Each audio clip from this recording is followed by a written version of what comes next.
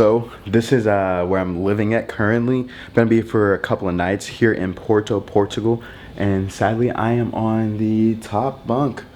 There's 1, 2, 3, then there's 3 more, and then 1 more. 10. And you know the cool thing about this hostel is, boom, locked. Ah, shoot. Unlocked. But anyways, we are going to head to a couple of different places today here in Porto. The sun is out right now. It's still cloudy, but we're gonna head to some places to get some food, some places that inspire J.K. Rowling, the Harry Potter author, and just to see what sights we see here in Porto.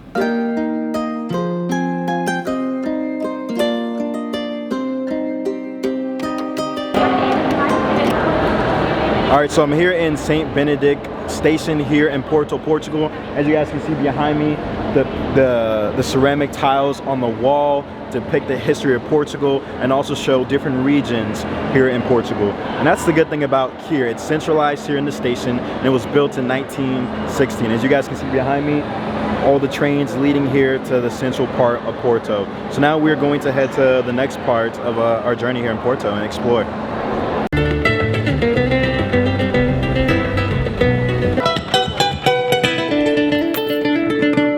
All right, so whenever you leave the St. Benedict station right here and you actually look at the pretty blue tiles in there, make sure you come across the street and you see these tiles on this church and you go inside. Entry's free, there's no filming allowed, so you guys won't get to see that, but you can really be one with just yourself in there, with God, whatever you believe in, and just sit in and see all the gold. And there's a lot of gold in there. The Portuguese really were an empire. But now we are about to head up to see this tower here in Porto and see what it's like. And apparently there's a lot of blue tiles here in Porto on a lot of different buildings. I guess they really do love blue. Alright, so we're about to go into the Church of the Clergy here in Porto, and there's also a tower on the other side that gives you a really beautiful view of the city. So let's go check this off. Let's go see if we can actually film inside the church, and if not, let's see if we can still film. Alright, so this is the other side of the Church of the Clergy. This is the tower, the bell tower, that you can actually go up in and get a really beautiful, apparently they say a really beautiful view of Porto, but it's €5. I'm not going to pay €5 to do that. I can get a lot of free views in the city versus doing that, but just looking at it from the outside, very beautiful church.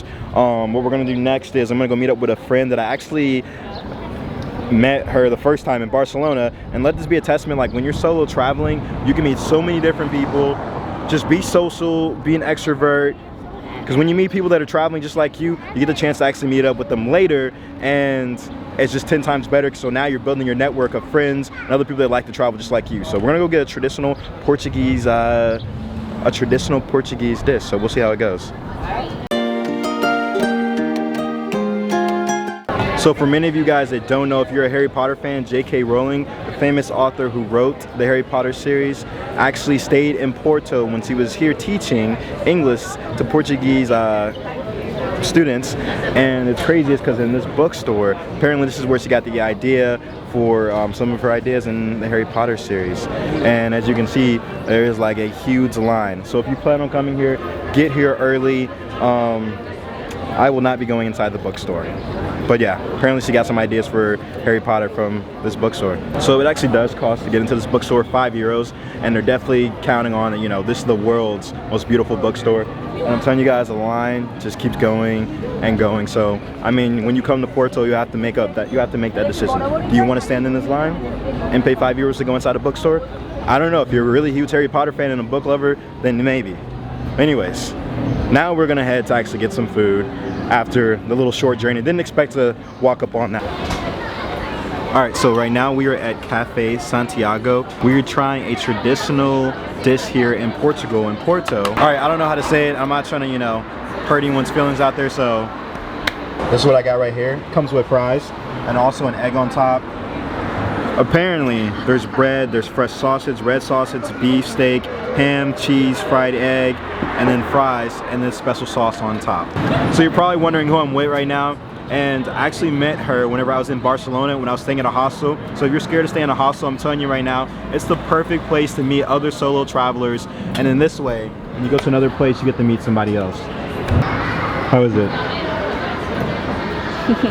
So looking inside, you can see all the bread, the cheese, the different types of meats. All right, definitely super cheesy. I'm definitely gonna die of a heart attack. Definitely. Would I say come here and try it? Yes. Why? When you're in a different country, different city, you should definitely try something that is local, something that city's known for. Would I rate this? Probably a 7.5, rounded up to a solid 8, but not a solid 8 though. But it gets rounded to an 8.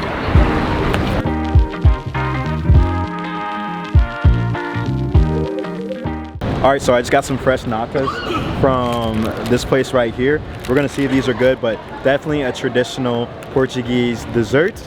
And I'm telling you guys, you will definitely love this. She doesn't love this, but you know, some people do, so. Remember how I told you guys when you're traveling around the world and just walking around with no plan, you run into buildings like this.